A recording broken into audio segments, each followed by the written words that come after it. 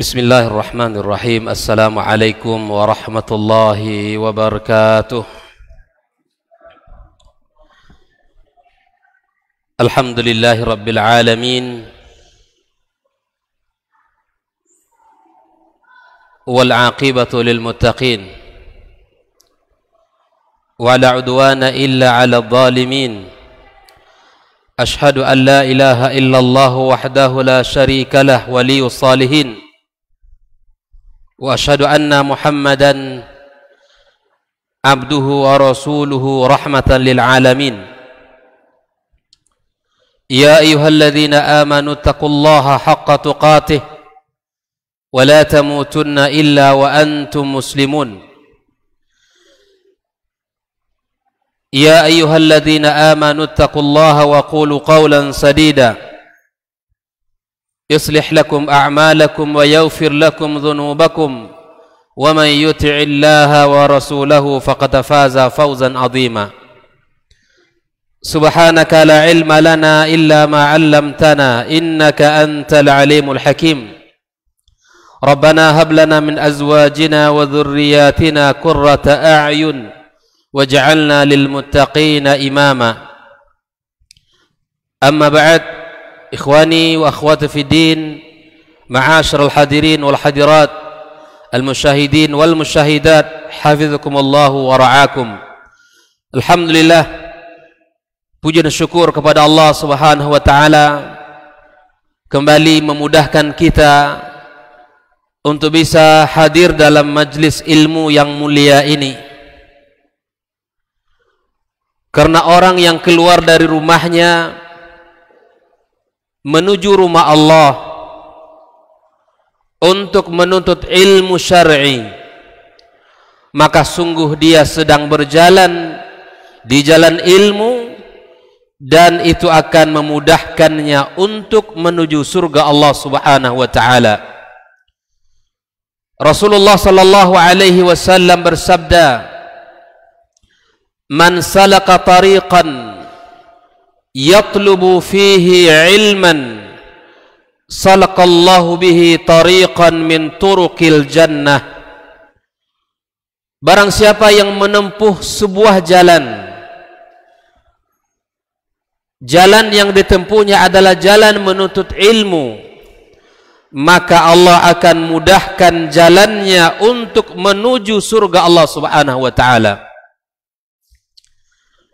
Di dalam hadis yang lain, Rasulullah sallallahu alaihi wasallam mengatakan, orang yang berangkat ke masjid untuk menuntut ilmu syar'i dianggap sebagai jihad fi sabilillah.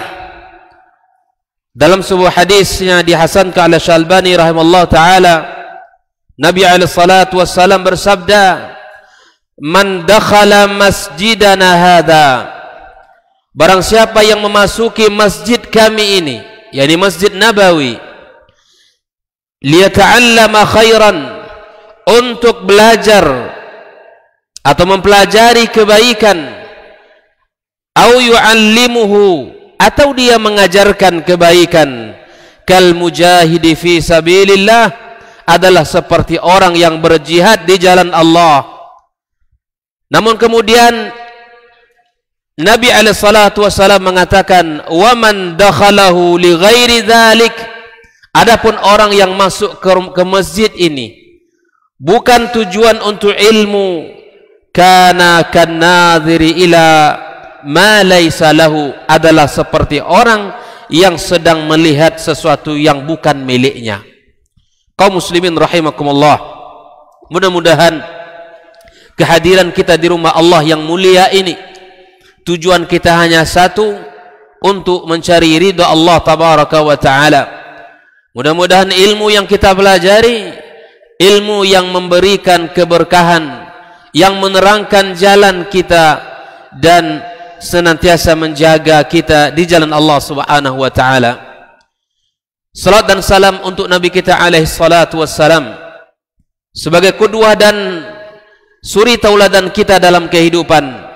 Wabil khusus di dalam tema yang akan kita bicarakan, yaitu tentang pendidikan keluarga.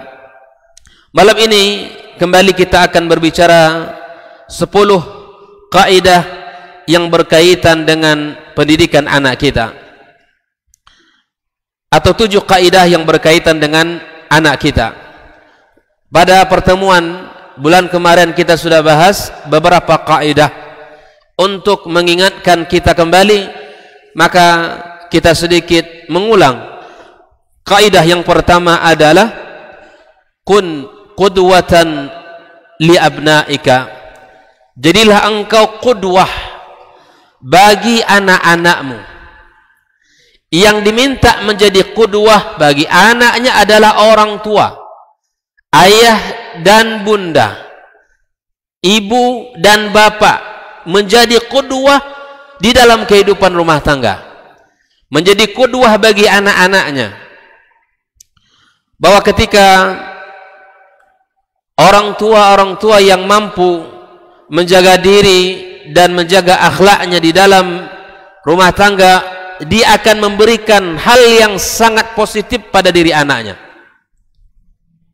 Terutama ketika usia anak-anak di usia 3, 4, 5 tahun, itu usia-usia yang disebutkan oleh para ahli pendidikan, itu adalah usia di mana anak-anak sangat ulung dan sangat cerdas meniru apa yang kita lakukan di rumah kita. Itu yang pertama. Yang kedua, ud'u lahu wa la tad'u alaihim atau alaihi. Hendaknya orang tua senantiasa mendoakan kebaikan untuk anak dan jangan pernah mendoakan keburukan bagi anaknya. Karena doa adalah silahul mu'minin, dan dia adalah inti daripada sebuah ibadah. Tidak akan pernah merugi orang yang berdoa kepada Allah. Tidak akan pernah binasa orang-orang yang rajin berdoa kepada Allah. Maka bagaimanapun keadaan dan kondisi kita, selalulah berdoa kepada Allah sebagai salah satu uswah, qudwah yang telah dicontohkan oleh para nabi, oleh para rasul. Di dalam Al-Quranul Karim Allah ceritakan kisah-kisah mereka, betapa banyaknya doa-doa para nabi dan rasul untuk anak dan keturunan mereka. Jangan pernah kita mendoakan keburukan dikarenakan kesalahan, atau dikarenakan dia mengecewakan hati kita, atau dikarenakan tidak patuh dengan perintah kita, atau melanggar aturan kita. Orang tua harus bersabar, wabil khusus para bunda, ummahat, agar bersabar, jangan pernah mencaci, jangan pernah mendoakan keburukan untuk anak-anak kita. Pada pertemuan sebelumnya kita sudah ambil salah satu contoh dari kisah kehidupan zaman dahulu, yaitu kisahnya Juraij, seorang ahli ibadah yang ketika itu dia di dalam salat sunnahnya dipanggil-panggil oleh ibunya, lalu kemudian dia beristihad, salatku atau ibuku. Dia berpikir salat itu hubungannya kepada Allah, itu benar. Dan yang memanggil adalah ibu saya, manusia. Tetapi dia khilaf kalau yang dilakukan ini adalah salat sunnah. Adapun panggilan, ya, menyahut panggilan bunda atau orang tua kita adalah hukumnya wajib. Ketika bertemu antara sunnah dan wajib, maka yang wajib kita dahulukan, yang sunnah kita tinggalkan. Kaum muslimin rahimakumullah, Rasulullah sallallahu alaihi wasallam telah bersabda, la tad'u ala anfusikum wa la tad'u ala auladikum wa la tad'u ala amwalikum. Kata Rasulullah, jangan pernah kalian mendoakan keburukan untuk diri kalian, dan jangan pernah doakan keburukan untuk anak-anak kalian, dan jangan pernah doakan keburukan untuk harta-harta kalian. Karena bisa jadi ketika doa itu diucapkan bertepatan dengan waktu yang mustajab, lalu kemudian Allah kabulkan. Kaum muslimin rahimakumullah. Yang ketiga, kaidah yang ketiga di dalam mendidik anak-anak kita adalah menjadi sahabat yang akrab, yang dekat dengan anak-anak kita. Bukan berarti kita menurunkan derajat kita, bukan. Yang kita maksudkan di sini bahwa seorang ayah harus bisa mengatur, harus bisa memposisikan dirinya. Dia akrab dengan anaknya. Dia tidak memiliki jarak jauh yang kemudian anak lari dari kita. Tapi seorang ayah, dia berusaha untuk al-mu'asyarah, bergaul dengan anak. Dia duduk bersamanya, bercerita dengan anak-anak, yang menyapa dia, kemudian ikut pula dengan hal-hal yang disukai oleh anak kita. Ini adalah bentuk bagaimana kita bisa mengambil hati anak kita, dan bagaimana anak itu juga kagum kepada kita. Karena pada pertemuan sebelumnya kita sudah ambil sebuah kisah betapa pengaruh besar kedekatan Yakub kepada Yusuf alaihi salam, ayah Nabi, anak seorang Nabi pula. Ketika kedekatan Yakub kepada Yusuf sangat dekat, memberikan pengaruh yang sangat luar biasa. Bukan hanya sekedar pengaruh baik, namun bisa menyelamatkan Yusuf dari fitnah, dari godaan syahwat, ajakan zina yang dilakukan, yang diajak oleh salah seorang istri dari penguasa Mesir. Begitulah Rasulullah, begitulah Allah tabaraka wa ta'ala menyebutkan di dalam Al-Quranul Karim. Ulama tafsir mengatakan, ya, ketika menafsirkan laula arra'a burhana rabbih, kalaulah Yusuf tidak melihat burhan Rabbnya. Ulama tafsir mengatakan apa burhan di situ? Ya, bukti. Apa buktinya? Di situ di antara maknanya para ulama tafsir mengatakan Allah hadirkan wajah ayah dia, Pak. Allah tampakkan wajah ayah Yusuf yang marah kepadanya, yang mengingatkan Yusuf alaihi salam, wahai Yusuf, kamu adalah anak baik dan dari keturunan yang baik-baik. Diingatkan oleh ayahnya. Allah hadirkan. Di bagaimana mungkin anak akan ingat dengan ayah, terbayang wajah ayah, atau teringat dengan kata-kata ayah, sementara ayahnya tidak dekat dengan anaknya. Ayah pulang dari kantor, anak lari ke kamar. Dilihatnya ayah, kapan ayah ke kamar, dia baru keluar ke ruang tengah. Tidak terbangun kedekatan, tidak cair suasana.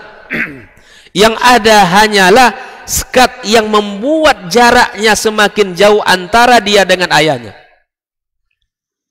Terkadang, Pak, dengan kelelahan kita bekerja, ya, tugas yang banyak itu membuat kita terkadang berpikir bahwa anak ini, ya sudah aku berikan makanannya, telah aku berikan belanjanya, telah aku cukupkan segala kebutuhan fisiknya. Tapi terkadang kita lupa bahwa kebutuhan ruhi itu jauh lebih besar daripada kebutuhan jasadi dan kebutuhan-kebutuhan yang lainnya. Kalaulah tidak menjadi perhatian, ya, kalaulah tidak karena pentingnya kebutuhan ruhi, maka Rasul sallallahu alaihi wasallam, ya, tidak menyapa keluarganya, tidaklah menyapa anak-anak dan cucu-cucunya, bahkan menyapa anak para sahabat di zaman itu disapanya, bahkan didoakan oleh Rasulullah sallallahu alaihi wasallam. Maka itu kaum muslimin rahimakumullah, mari kita bangun, ya, kedekatan kepada anak kita dengan menemani, ya, dengan mengajaknya, dengan melibatkan anak-anak kita di dalam berbagai aktivitas yang kita lakukan. Nah, di antara bentuk yang bisa dilakukan seperti yang dilakukan oleh Abdullah ibnu Umar, ya, radhiyallahu taala anhuma, ya, dia menyukai anak, bahkan yuqabbilu ibnahu, dia mencium anaknya, ya, kemudian dia memeluk anaknya. Ini bentuk-bentuk yang harus bisa kita lakukan agar kedekatan itu bisa mencair, bisa menjadi sebuah, ya, kedekatan yang sangat memberikan arti dalam sebuah rumah tangga. Kaum muslimin rahimakumullah. Yang keempat, Kaidah yang keempat kaum muslimin adalah menanamkan rasa kepercayaan di dalam jiwa anak kita. Nah, ini yang keempat ini kita bahas, ya, menanamkan kepercayaan ya di dalam diri anak kita, menumbuhkan rasa kepercayaan di hati anak kita.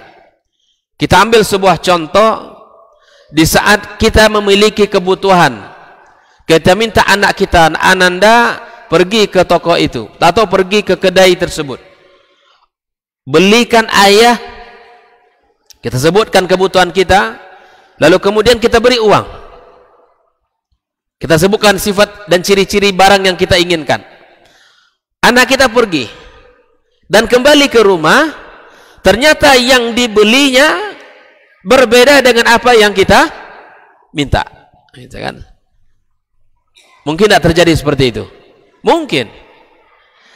Maka bagaimana sikap kita di saat anak kita salah, ya, tidak membawa sesuatu yang kita minta untuk dibeli, namun dia salah memahami perintah kita dan membeli barang yang lain, maka kemudian di sebagian orang taqumul qiyamatu fi baiti, terjadi kiamat kecil di rumahnya, terjadi kiamat, wajahnya menghitam, suaranya meninggi, gitu kan? Kemudian keluar kata-kata yang tidak baik, kamu tidak faham, kamu begini dan begitu, dengan ungkapan-ungkapan yang tidak pantas. Kamu ini betul-betul anak yang tidak faham, kamu ini anak yang tidak mengerti, sudah beberapa kali ayah sebutkan, kamu beli juga yang ini, misalnya seperti itu.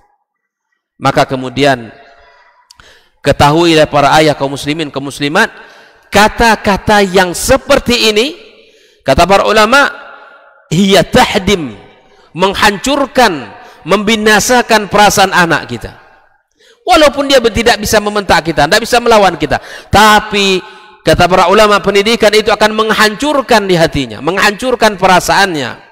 Wala tabni, engkau bukan membangun jiwanya, tetapi engkau sedang menghancurkan jiwa anak itu. Wa yabqa atharuha fatratan minaz zaman, bekas kalimat-kalimat tadi itu akan akan hinggap dan akan memberikan bekas lama di hati dan di jiwa anak kita, ya. Falau hadatha mithla hadha min ibnik, andai terjadi kesalahan pada anak kita, fafruq bihi, hendaklah kita bersikap lemah lembut, washkurhu ala maqaddam, yang pantas kita lakukan, jazakallah khairan, terima kasih nak, engkau telah ya memenuhi permintaan ayah, walaupun yang kamu beli itu salah misalnya. Wabayyin lahu bilutfin, jelaskan kepadanya dengan sangat lemah lembut, annahu akhta fi talab, dia salah di dalam yang kita minta, jelaskan saja, ya. Oleh itu ikhwani kaum muslimin rahimakumullah, apa hal yang mesti kita lakukan untuk membangun kepercayaan di dalam jiwa anak kita? Yang pertama adalah mengikut sertakan anak-anak kita dalam aktivitas kita. Ya, di antara aktivitas-aktivitas yang baik adalah membawa mereka duduk dalam majelis ilmu. Nah, ini ya, tentunya anak-anak yang sudah mumayyiz ke atas, yang sudah bisa tenang duduk, ya, bisa mendengarkan, mencerna, ya, itu tidak masalah. Silahkan kita bawa, hadirkan mereka dalam majelis ilmu. Ada sebuah kisah yang disebutkan di dalam kitab ini, bahwa Ibnu Umar radhiyallahu taala anhuma, Abdullah Ibnu Umar, ya, ketika itu dia hadir dalam sebuah majelis Rasulullah sallallahu alaihi wasallam. Maka Rasulullah memberikan sebuah pertanyaan kepada para sahabatnya. Kata Rasulullah, akhbiruni an syajaratin mathaluha mathalul mu'min. tunjukkan kepada aku satu contoh atau sebuah pohon yang pohon itu seperti mukmin. Nah, ini pertanyaan Nabi. Nabi itu dalam majelis ilmu terkadang tidak langsung ceramah dia. Maka wajar terkadang kalau dalam majelis itu ada pertanyaan. Ya, makanya Nabi bertanyakan, siapa di antara sahabat yang tahu sebuah pohon dia mirip dengan orang beriman? Maka para sahabat ketika itu yang mengingatlah pohon-pohon yang ada di lembah-lembah yang pernah mereka tahu. Namun Abdullah bin Umar yang ketika itu masih kecil, diajak oleh ayah dalam majelis ilmu itu. Masih kecil, sudah diajak oleh ayahnya. Dia merasa tahu jawaban. Adalah pohon kurma. Namun kemudian karena usianya masih kecil, ya tidak sebantar dengan usia-usia yang hadir dalam majelis itu, maka dia mengurungkan diri untuk tidak menjawab. Dan sahabat yang lain juga tidak menjawabnya. Ketika Rasulullah SAW langsung menjawab pertanyaan yang diajukannya tadi, maka Nabi mengatakan hiyan nakhlah, dia adalah pohon kurma. Maka kemudian selepas pulang dari majelis itu, dia bilang kepada ayahnya, wahai ayah, sesungguhnya tadi aku ingin menjawab pertanyaan Nabi tadi, dan jawaban yang ada dalam diriku seperti Nabi sampaikan. Coba lihat, ketika saat itu maka disampaikan oleh ayahnya, kenapa kamu tidak jawab tadi? Kenapa kamu tidak jawab tadi? Sungguh aku sangat bahagia kalau tadi kamu jawab pertanyaan itu. Dibangkitkan Pak rasa kepercayaan anak itu. Ini kalau ada nanti di rumah kita, dialog kita dengan cucu kita, gitu kan? Dialog dengan anak-anak kita, kita ajukan sebuah pertanyaan, gitu kan? Kemudian anak kita berusaha menjawabnya. Dijawab oleh anak kita pertanyaan itu, kemudian kita berikan apresiasi. Tumbuhkan as-siqah, tumbuhkan kepercayaan dalam diri anak kita. Betapa banyak Pak anak hari ini yang tidak memiliki kepercayaan diri. Itu dia. Akibat bisa jadi dari perbuatan ayahnya di rumah yang sedikit-sedikit menyalahkan anak, yang sedikit-sedikit yang menjatuhkan mental anak. Alah kamu nih, gitu kan? Ini siapa yang menjatuhkan perasaan anak ini, yang menghancurkan kita sendiri? Maka disinilah pentingnya kita memiliki ilmu yang berkaitan dengan pendidikan ini. Karena ketika kita salah, salahnya fatal, Pak. Semua anak kita ini istimewa. Saya katakan istimewa. Tapi ada anak yang Masya Allah agak cepat dia menghafal, agak cepat dia belajar. Ini agak biasa dan ini agak lambat. Saya katakan, bukan karena terlalu cerdas teman yang satu ini, karena anak ini terlatih. Siapa yang melatihnya? Siapa yang melatihnya? Orang tua. Anak ini kok cepat menghafal ya? Karena dilatih oleh orang tuanya di rumah. Terbiasa dia menghafal ayat-ayat itu. Anak ini cepat membaca Latin dibandingkan dengan si fulan. Sebetulnya secara strata, zaka, kecerdasan biasa sama. Tapi ada anak yang tidak terlatih. Oleh di rumahnya tidak terbiasa menghafal, tidak terbiasa dengan suasana keilmuan, tidak biasa dengan suasana membaca. Maka anak itu kelihatan dia agak menurun prestasinya dibandingkan dengan yang lain. Saya katakan kaum muslimin, kaum muslimat, anak-anak kita semuanya istimewa. Bahkan misalnya anak kita saja di rumah, satu ayah, satu ibu, 5 atau 6 anak kita misalnya, masing-masing memiliki kecerdasan yang berbeda-beda. Ya. Bisa jadi di anak pertama kita perhatiannya tinggi di dalam menghafal, lebih kencang dia menghafal. Di anak kedua mungkin sedikit menurun. Anak ketiga lebih turun lagi misalnya. maka kita sadari itu. Kelemahan itu bukan karena zakatnya, kecerdasan yang kurang, tapi yang kurang adalah level kita melatih anak kita itu. Kaum muslimin rahimakumullah, maka bangunlah jiwa anak kita, ya, berikanlah pujian kepadanya, berikanlah sanjungan, dan pertemukan anak-anak kita dengan orang-orang yang hebat, pertemukan dengan ahli ilmu, berjumpa dengan orang yang berilmu, kita bawa anak kita. Yuk nak, ada seorang alim besar di bidang luar biasa, ayo ketemu, salam, ucapkan, Ustaz, ini anak saya, doakan anak saya. Itu memiliki perasaan yang luar biasa di hati anak kita. Kalau anak sudah kita bisa bajak ke masjid ini nanti Pak, dan dia sudah bisa kita minta dia untuk duduk, ya, maka kemudian mari kita mulai untuk membawa mereka ke majelis ilmu yang seperti ini. Insya Allah itu akan menumbuhkan, ya, kecintaan, menumbuhkan kepercayaan kepada anak-anak kita. Kaum muslimin rahimakumullah, maka seperti yang dikisahkan tentang Ibnu Abbas radhiyallahu taala anhu, ini kisah yang kedua. Ibnu Abbas di zaman Umar bin Khattab radhiyallahu taala anhu, dia diangkat oleh beliau menjadi majelis fatwanya, majelis syura, yang dimintakan oleh Umar pendapat-pendapat mereka.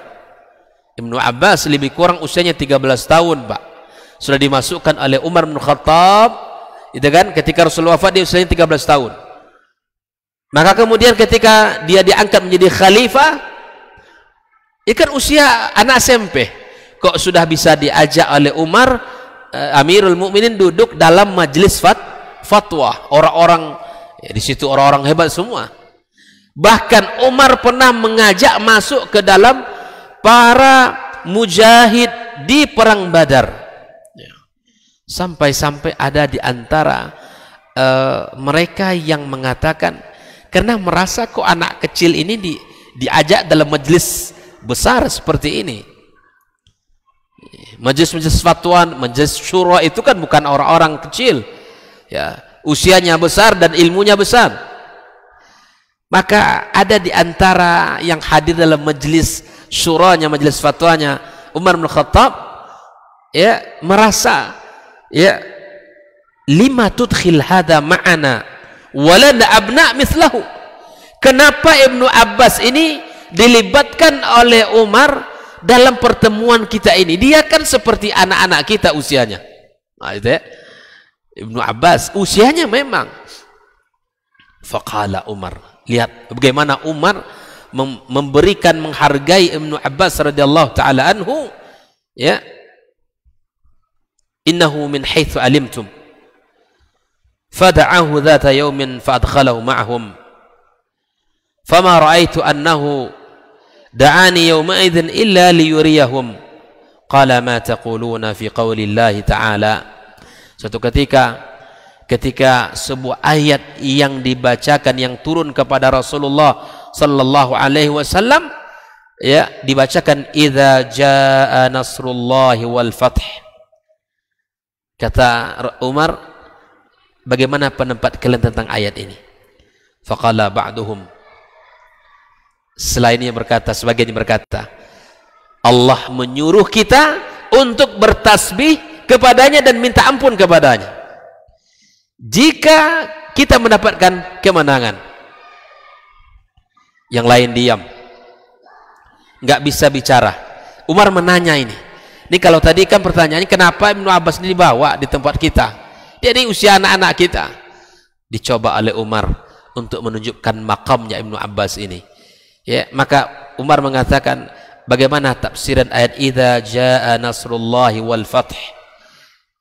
Seperti dikatakan tadi, ada yang mengatakan Allah menyuruh kita bertasbih kepadanya, Allah menyuruh kita beristighfar kepadanya kalau kita sudah mendapatkan kemenangan. Yang lain diam. Kemudian Umar bin Khattab radhiyallahu taala anhu berkata, ya, menuju kepada Ibnu Abbas, wahai Ibnu Abbas, bagaimana pendapatmu dengan ayat yang mulia ini? Maka Ibnu Abbas mengatakan ayat ini menunjukkan dekatnya ajal Rasulullah sallallahu alaihi wasallam. Ayat ini dipahami oleh Ibnu Abbas dekatnya ya ajal Rasulullah, mendekat kematian Nabi kita alaihi salatu wassalam. Ya. Kenapa kemudian? Karena memang ketika Islam sudah maju, banyak orang yang masuk, berbondong-bondong orang yang masuk, ya berarti sudah hampir selesai ya risalah dan tugas Nabi kita sallallahu alaihi wasallam. Kalau sudah selesai, berarti selesai itu tugas. Itu menunjukkan waktu dekatnya kematian Rasulullah sallallahu alaihi wasallam. Maka apa kata Umar? Ma a'lam minha illa ma taqul. Aku tidak fahami, ya, aku tidak tahu kecuali apa yang engkau katakan. Begitulah Ibnu Abbas maqam keilmuannya, dan itu mendapatkan didikan langsung dari Rasulullah. Jadi pendidiknya Nabi. Wajar memang. Tapi pelajarannya apa yang bisa kita ambil? Ya artinya bahwa ketika anak-anak kita ini di masa sekarang ini, ajak dia ke tempat-tempat ya yang itu menuntun kepada ilmu. Atau kita ajak, atau kita beri nasihat. Ibnu Abbas ini kan Masya Allah mendapatkan doa dari Nabi. Apa doa Nabi? Allahumma apa doanya? Allahumma faqihu fid din wa allimhu ta'wil. Itu doa Nabi kepada Ibnu Abbas. Ya Allah, berikan dia kefakihan dalam agama ini dan ajarkan kepadanya ilmu tafsir. Ta'wil di situ adalah tafsir. Ibnu Abbas sering mendapatkan nasihat-nasihat mahal dari Nabi alaihissalatu wassalam. Seperti ketika di atas kendaraan, Nabi memberi nasihat, ihfadillah yahfadka. Jagalah Allah, Allah akan menjagamu. Ihfadillah tajidhu tujahaka. Jagalah Allah, Allah akan temukan di hadapanmu. Wa idza sta'anta fasta'in billah.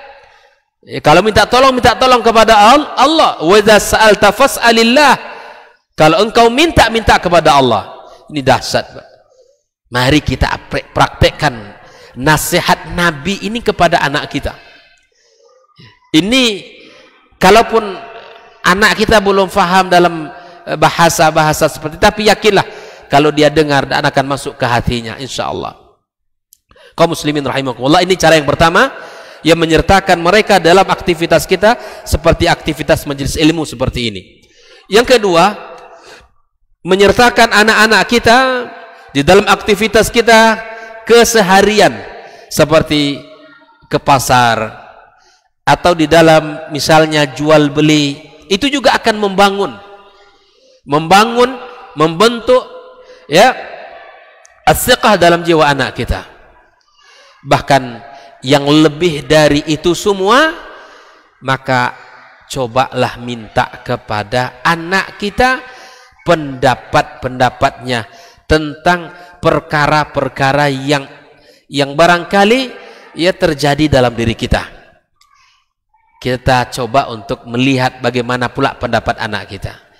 Saya dikisahkan tentang ada seorang ayah yang Masya Allah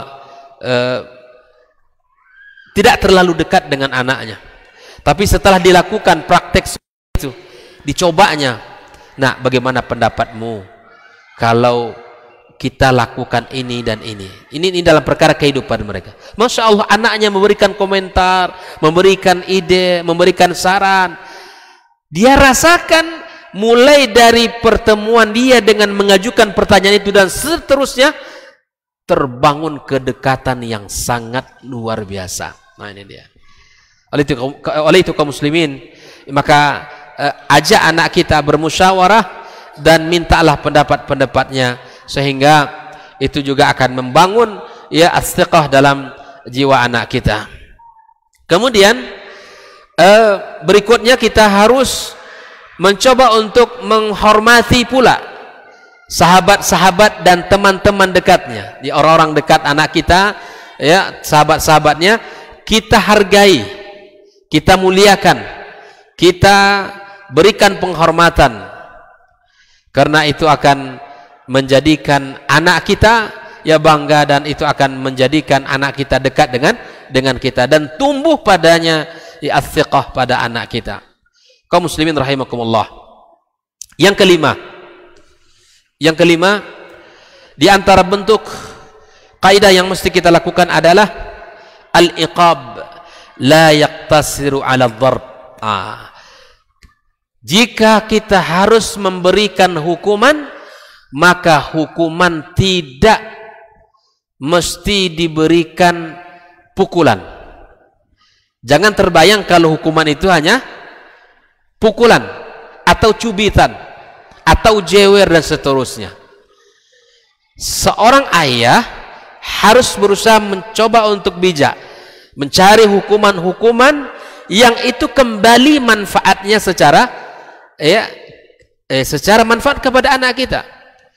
Ini mesti kita faham. Bahkan dalam teori pendidikan juga demikian, bahwa hukuman tidak mesti dengan pukulan.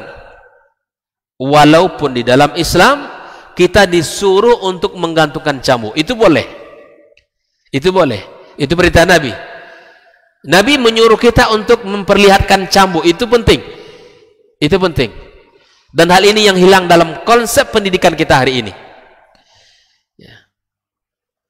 Oleh itu kaum muslimin rahimakumullah, di sini disebutkan fal afdal huwa tadarrus fi uslubil ilaj.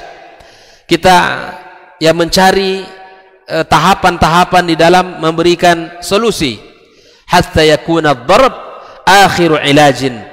Memukul itu kalau bisa adalah cara terakhir. Itu tidak berlaku lagi cara yang lain, barulah kita carikan, pilihkan pukulan itu. Kalaupun itu bisa, kalaupun itu dibutuhkan. Tapi itu bukanlah di awal. Ya. Bahkan Allah memberikan gambaran kepada para suami. Ya, ketika dia mendapatkan istrinya nusyuz, maka kata Allah fa'izuhunna. Gitu kan? Ada wanita yang nusyuz kepada suaminya, ya, melawan ke kita, ya, membangkang ke suaminya, ya, meninggi kepada suaminya misalnya, maka apa yang mesti dilakukan? Langsung kita cari tangkai sapu? Enggak. Allah katakan fa'izuhunna.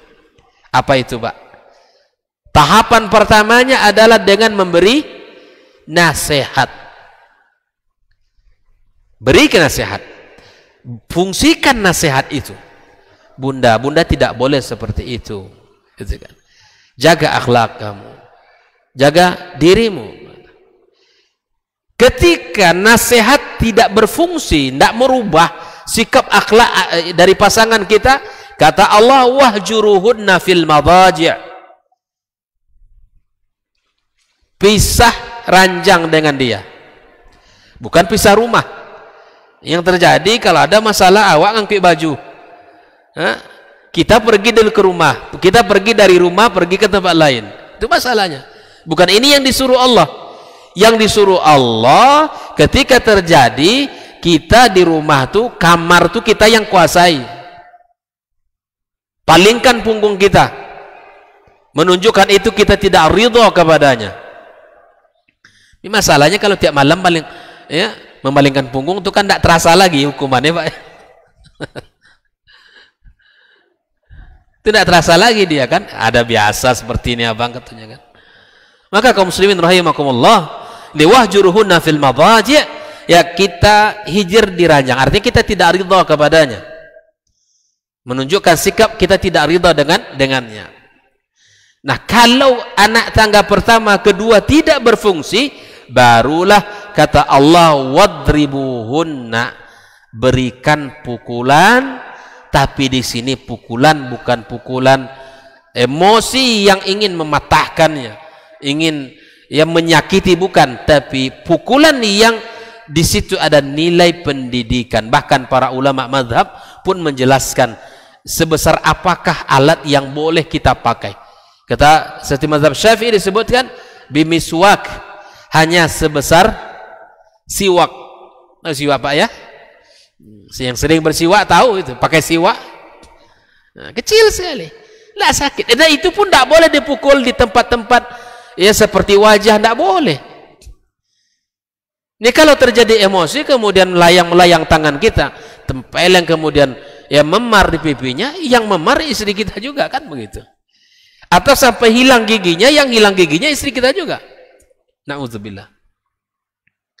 Maka disinilah pentingnya kita kaum muslimin rahimakumullah, kita untuk bisa mempelajari ilmu syar'i ini agar kita faham betapa pentingnya ilmu ini mengawal perjalanan kehidupan rumah tangga kita.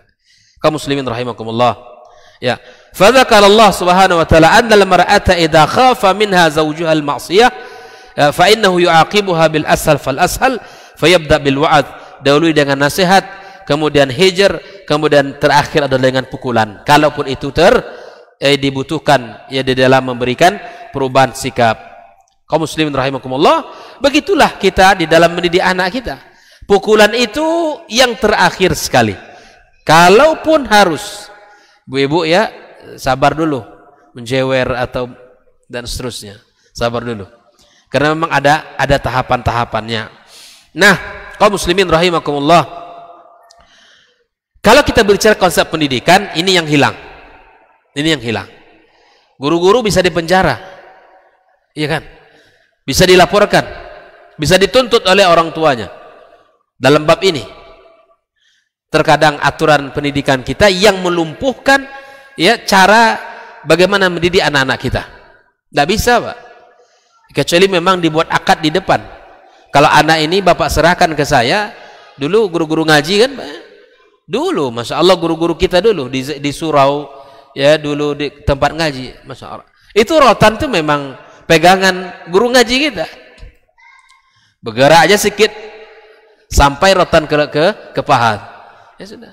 Begitu. Dia itu biasa. Dan dengan itulah terkadang Masya Allah ulama itu hadir. Ini hari ini ditatap aja mata anak tuh, udah enggak bisa. Jangankan lagi mau diberikan hukuman yang pada akhirnya guru ya sudahlah terserah kamu aja, ya kan? Mau buat apa kamu, mau belajar kamu yang rugi, gitu kan? Akhirnya kita apatis, menyerah, dan tidak ada lagi. Kaum muslimin rahimakumullah, inilah kondisi kita hari ini. Maka para pendidik pun demikian, harus bersabar di dalam memberikan tahapan-tahapan itu, dan harus melewati itu dengan penuh kesadaran. Kaum muslimin rahimakumullah. Nah, wadarbu yakunu darbat tarbiyah. Ya, pukulan itu adalah pukulan yang bernilai pendidikan. La darbata syaffin wa intiqam, bukan pukulan untuk memulihkan rasa sakit di hati kita atau untuk memberikan pukulan dendam, enggak, tapi itu untuk membuat ya pendidikan dan merubah dari sikap anak-anak kita. Kaum muslimin rahimakumullah, di antara kaidah menghukum, memberikan hukuman satu, alla nuwaqi' al-iqab illa fi halatil khata' al-mutaqarrir. Satu, azan. Baik, kita dengarkan azan sunnah ya. Majtama'a qaumun fi baitin min buyutillah yatluna kitaballah wa yatadarasunahu fima bainahum illa nazalat alaihimus sakinah wa ghasyiyatuhumur rahmah wa haffat bihimul malaikah wa dzakarahumullahu fiman indah. Tidaklah suatu kaum duduk di salah satu rumah Allah, membaca ayat-ayat Allah dan sama-sama mempelajarinya, kecuali turun kepada mereka as-sakinah, ketentraman dan kenyamanan. Wa ghasyiyatuhumur rahmah, dan mereka diliputi pula oleh rahmat, kasih sayang dari Allah Subhanahu wa taala. Wa haffat bihimul malaikah, dan mereka pun dikelilingi oleh para malaikat, karena malaikat suka majelis-majelis zikir dan ilmu.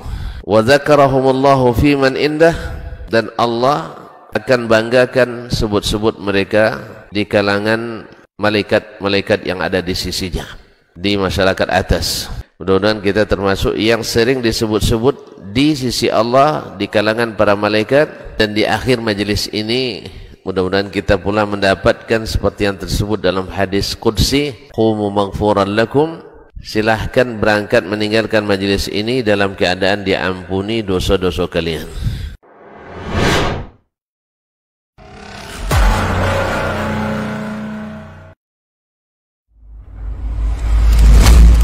Kalau Umar ini subhanallah, yang diinginkannya itu generasi-generasi luar biasa, orang-orang hebat. Lalu kemudian apa yang dilakukan oleh Umar?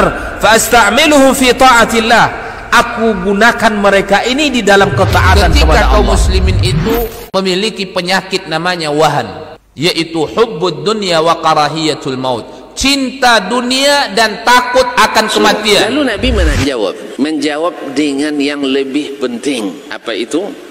Madza a'adatta laha, apa yang engkau siapkan untuk kiamat itu. Bin Sulaiman tadi, inti yang bisa kita ambil apa? Solehkan diri kita. Solehkan diri kita sebelum mencari rezeki. Karena kalau kita tidak soleh, kalau kita tidak bertakwa kepada Allah Subhanahu wa ta'ala dalam mencari rezeki itu akan terasa sulit.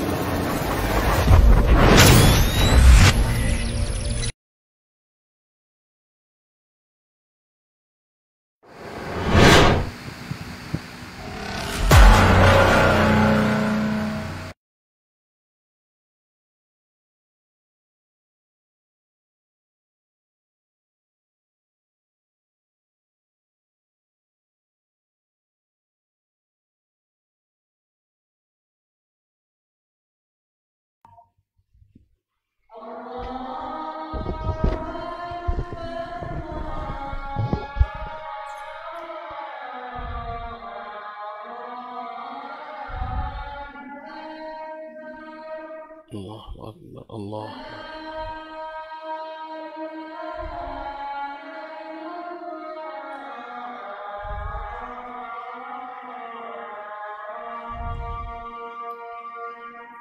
La ilaha illallah Muhammad Rasulullah sallallahu alaihi wasallam.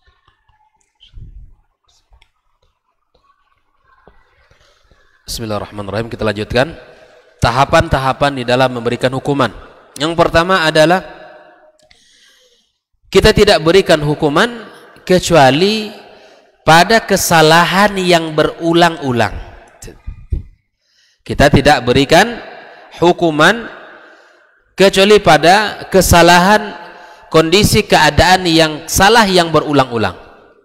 Itu yang pertama, harus diperhatikan ya. Yang kedua, hukuman kita berikan ala qadril khata', yaitu sesuai dengan kesalahannya. Ini kesalahannya cuman ya, menumpahkan air gitu ya. Terkadang apa sih yang membuat kita ini Pak? Air tertumpah sama anak kita dari gelas yang dibawanya. Terkadang suara kita ini tinggi luar biasa, emosinya keluar. Terkadang air tumpah dari gelas, atau makanan tumpah dari piring misalnya. Terkadang emosi kita tidak terkontrol. Ya sudahlah, mau diapakan lagi kalau sudah tumpah? Tak akan bisa lagi untuk diselamatkan. Tak ada guna kita untuk mencaci maki anak kita. Berikan hukuman ala qadril khata', sesuai dengan kadar kesalahan anak itu. Yang ketiga, an-nushu wa tawjih qabla al-iqab. Jangan langsung-langsung diberikan hukuman. Push up kamu 20 kali. Tapi sebelum iqab itu diberikan, apapun jenis iqabnya, sini, ayah nasihati dulu kamu, sini nak, sini. Dinasihati dia dulu. Terkadang kita merasa sudah sering menasihati Pak. Di saat anak salah, itu suara kita langsung meninggi. Bahkan kalimat kita tidak terputus-putus, panjang. Itu bukan nasihat, itu ngomel. Nasihat itu tenang. Kamu menumpahkan hati-hati sejak tadi ayah sudah sebut. Tidak pernah putus lagi itu. Itu bisa panjang itu. Kita kira itu sudah kita nasihati, tapi itu bukan nasihat, ngomel. marah, emosi, tumpah sini. Biasanya nasihat itu masuk kalau satu, anak itu sudah siap dengarkan. Dua, dia pasang telinganya di depan kita. Itu nasihat bisa masuk. Tapi sedang kita emosi, dia tidak lagi kondisi tenang, tak akan bisa masuk nasihat. Maka wajar Pak, selama ini kita ya nasihat itu tidak memberikan perubahan kepada anak kita, karena memang bukan nasihat sesungguhnya, tapi adalah ngomel yang terus dari lisan kita, baik itu bunda maupun mungkin ayahnya. At-taujih wan nus wa taujih, beri nasihat dulu sebelum kita berikan hukuman, atau sebelum kita berikan ya sanksi kepada dia misalnya. Yang keempat adalah tahapan demi hukuman, alla yu'ajjil al-iqab, tidak segera saat itu juga hukuman. Wah, langsung. Hatta la yafqada ma'nahu wa faidatuh, sampai nanti kalau langsung di saat itu juga, maka kemudian membuat hilang di hatinya, membuat binasa, membuat perasaannya hancur. Fatakulu mathalan u'aqibuka ghadan au ba'da ghad. Ya. Kita begini, yang kita maksud di sini adalah alla yu'ajjil iqab, di mana kita tidak menunda, afwan kalau tadi saya sebutkan menunda ya, tapi kita jangan menunda terlalu lama sehingga dia tidak merasa salah lagi, tidak merasa salah lagi. Misalnya saya hukum kamu nanti setelah sepekan, itu tidak ngaruh itu. Tapi kita berikan hukuman, ya hukuman yang membuat dia kembali kepada kebenaran. Yang kelima adalah at-taghadi an halafatis saghira, kita coba untuk ya melupakan, memaafkan dengan kesalahan-kesalahan kecilnya. Jadi jangan itu dianggap langsung sebuah kesalahan besar, tapi jadikanlah itu adalah langkah-langkah, kalau kecil ya sudahlah, dimaafkan. Kemudian iqab yang kita berikan mesti diperhatikan ya, jauh dari hadapan orang atau jauh dari saudara-saudaranya. Misal yang salah adiknya, jangan hukum dia, atau yang salah kakaknya, jangan hukum dia di depan, dipermalukan depan kakak beradiknya. Anak ramai misalnya Pak kan, yang salah satu orang, lalu kemudian kita pertontonkan, ya adik sini semuanya ngumpul, abi mau kasih hukuman sama kakaknya, misal seperti itu. Ini akan menghancurkan perasaan anak, gitu ya. Apalagi depan orang, salah anak kita buat kesalahan depan orang banyak Pak misalnya kan, tahan dulu, sabar kita, sabar. Nanti setelah anak kita berdua lagi yang tinggal, baru sini, tadi kamu melakukan kesalahan nak, kesalahan kamu seperti ini, sebutkan, ayah tidak suka seperti itu. Maka kemudian, karena kalau kita hukum di depan orang, di depan saudara-saudaranya, ada bentuk ihanah ya, untuk melecehkan dan menghinakannya. Kemudian yang ketujuh, at-taqlil minal uqubatil badaniyah qadar al-mustata'. Kalau bisa jauhkan hukuman-hukuman yang bersifat fisik ya. Kemudian yang ke-8, tahapan hukuman, ayatabadal ab ma'al adwarat al-iqab hatta la yatawalad lada al-walad syu'uru bi'adam al-irtiyah li ahadil walidain. Ya, misalnya kesalahan anak itu, iya, menghukumnya jangan kita terus. Yang memberi hukuman terkadang ayah. Kalau nanti ayah terus yang memberikan hukuman, itu akan bisa, nih anak ini ndak akan ada tenang dengan ayahnya, gitu kan? Atau sebaliknya ibu, karena ibu yang sering dengan anak ibu, maka kemudian ibu-ibu sering memberikan hukuman. Wah, ndak enak tinggal sama ibu. Kalau tinggal sama ibu salah-salah dikit langsung kena hukum. Nah, misalnya seperti itu. atau sama ayahnya, nggak enak sama ayah, sesedikit kena jewer, sesedikit kena suruh, dan seterusnya. Jadi sekali waktu ya bergantian, jika itu memang diperlukan, ya, jika itu memang diperlukan. Oleh ikhwani kaum muslimin rahimakumullah, inilah ya pembahasan kita malam ini. Ya, mudah-mudahan sekali lagi iqab, ya, hukuman itu bukanlah hukuman ya yang bersifat pukulan. Itu sebisa kita hindarkan. Hukumannya bisa dia menambah hafalan, itu kan, bermanfaat Pak hukuman itu. Bisa dia kamu tuliskan ya ayat-ayat yang ada di juz 30, suruh dia nulis, melatih. Dia diberikan hukuman, kemudian dia bisa melatih menulis. Dan begitu juga para ulama pendidikan kita menjelaskan bahwa ya hukuman tidak mesti dengan pukulan. Tapi ingat, kalau memang mesti diberikan hukum pukulan, berikan. Bukan berarti kita tidak menafikan, bukan. Tapi kalau memang dibutuhkan, berikan. Tapi tentu melalui tahapan-tahapan, dan kalau kita harus melalui ilmu bagaimana hukuman dalam Islam.